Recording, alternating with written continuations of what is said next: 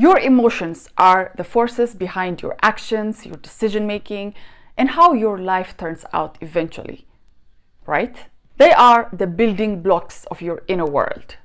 That is, until you find out that they're just a bunch of learned reaction patterns to a bunch of things that don't even matter in life. The shockingly different emotional reactions of different people to the same situation could give you a hint as to how experiential and personal these things are. What could be highly triggering to you could go unnoticed by another person. What could be depressing to you could be exciting for another. But more importantly, what is bothering you right now in your life and is leading you to a state of despair could be the thing that invigorates and creates a path of success for another. You see, a lot of people are going through the exact same things you're going through right now, or even worse. And a lot of them have mastered the art of regulating their emotions to the point that now they don't even factor in their emotions in their decision making or the actions that they need to take on a daily basis. And this is the thing that changed my life, when I realized that my emotions don't have to dictate my actions in life. And today you will learn how to stop your emotions from basically ruining your life. But before we start, if you're not already subscribed to my channel, here on this channel, I talk about how you can find your passion and go after it at any age, how you can find balance even at the most difficult times in your life, and how you can be happy with the things and the people you already have surrounding you. So if you're interested, make sure to click the subscribe button and the notification bell so you don't miss any of my videos. Now, let's get to today's topic.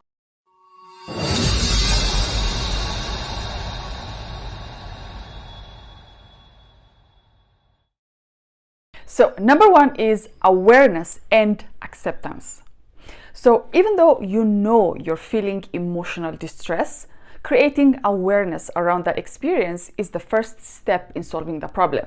Awareness is going to help you see or look beyond the hurt, the emotions, and help you manage your reaction to it. It's going to create an outer body experience where you'll be able to look at your emotions objectively with no judgment or prejudice involved, which means it will greatly decrease the involvement, the engagement or personalized reaction you have to the thing. The other thing is acceptance.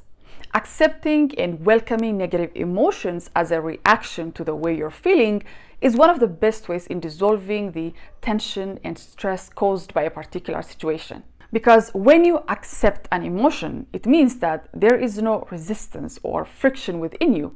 You're just letting it be. You don't get angry at yourself because you're feeling this way. You don't demonize yourself, and you don't necessarily want to change how you're feeling right away. You're just letting it be. It could be something that happened that caused you to be angry, or it could be something that someone said that's insensitive, that is causing, that is now resulting in an emotional reaction within you or in you lashing out. So instead of that, you accept the emotion as it is because it's natural for you to feel that way. But instead of reacting, you just let it be. You give it enough space and time until you come up with the best decision, the best course of action. It doesn't necessarily mean that you have to stay quiet or that you have to react in some manner. It's just that you give yourself enough time to come up with the best course of action. A lot of us, we want to react in life.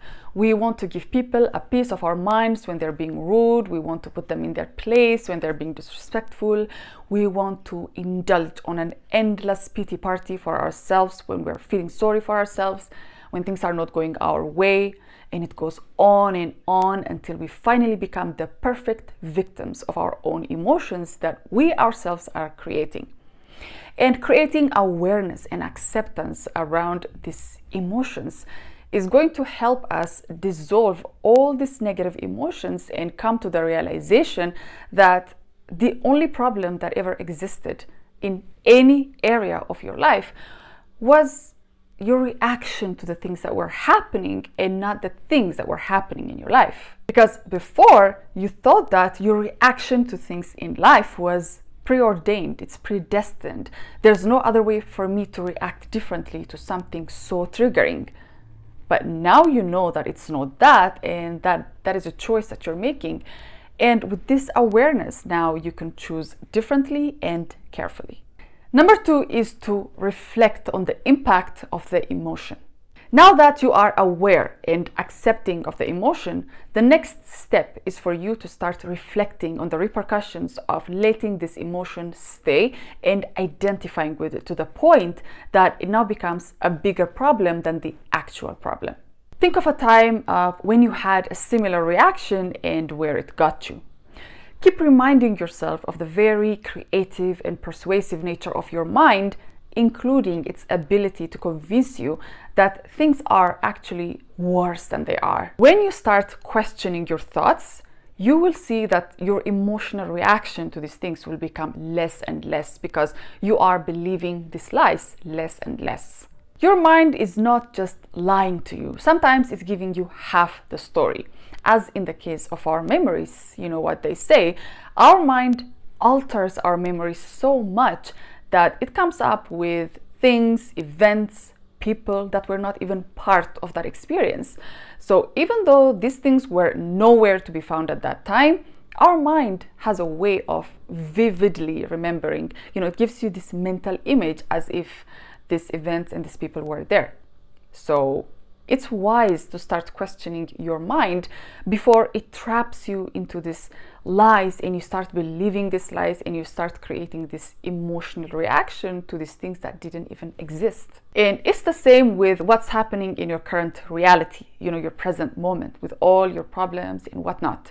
Your mind is exaggerating, it is coming up with all kinds of worst case scenarios that will never happen, and it's even convincing you of your own unworthiness because of the thoughts that you're choosing to hold on to.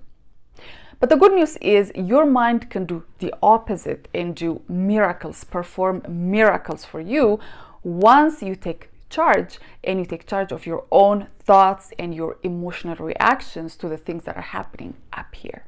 Number 3 is to opt for lasting solutions and not quick fixes. So instead of using alcohol, drugs, self-harm, or even repressing your emotions, opt for solutions that are going to slowly but surely build your mental muscles, that are going to develop grit and tenacity in your process of thinking, so that you don't need outside fixes or debilitating mind habits that are not going to solve your problem anyways.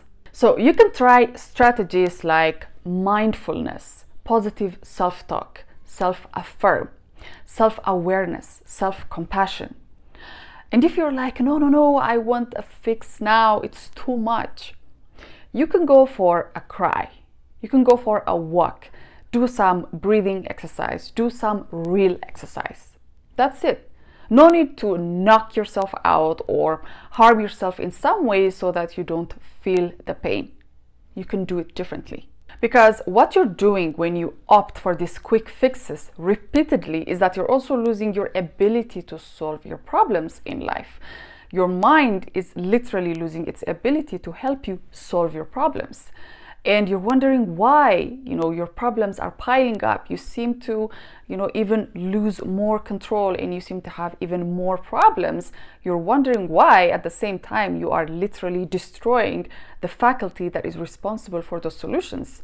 So now when you are opting for the solutions that are going to help you face your problems, but at the same time, take care of your well-being, your mental and your physical well-being, what you're actually doing is you are enhancing the ability, you're enhancing your mind's ability to help you come up with solutions for your problems.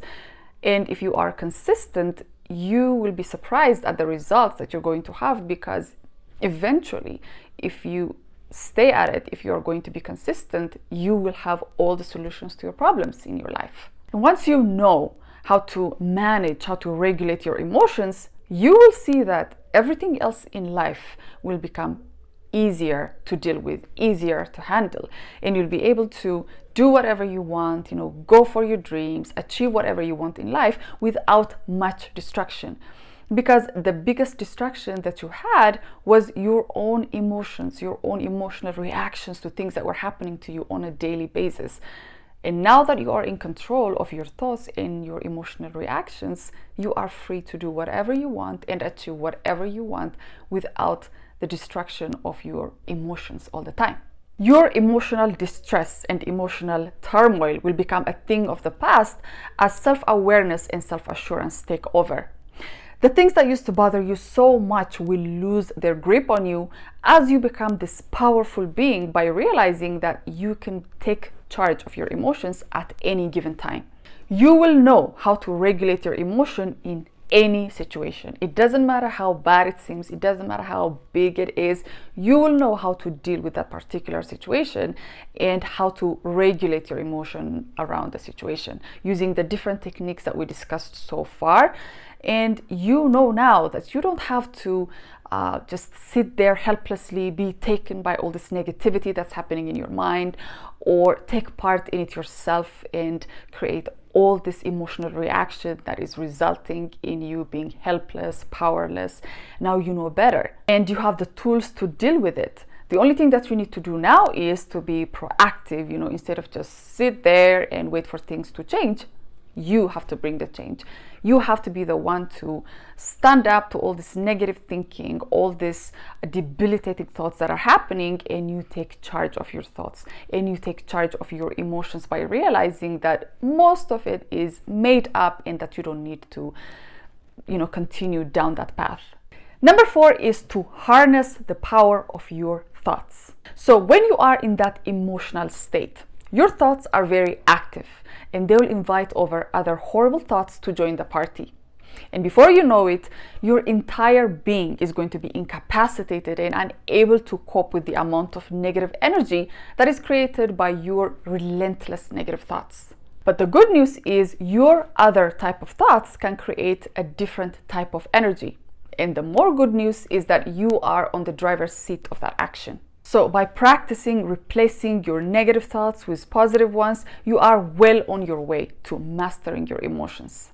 And when you finally get to the point in your life where your emotions are no more on the way, they're not blocking any prospect of change, progress, success in your life, nothing is impossible for you anymore.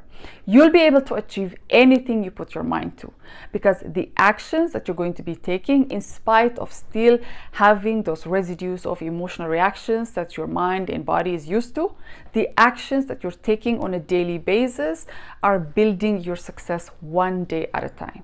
And this is how you're going to achieve the kind of emotional mastery that's going to help you build a great life for yourself. So you should take this seriously because it's literally your life.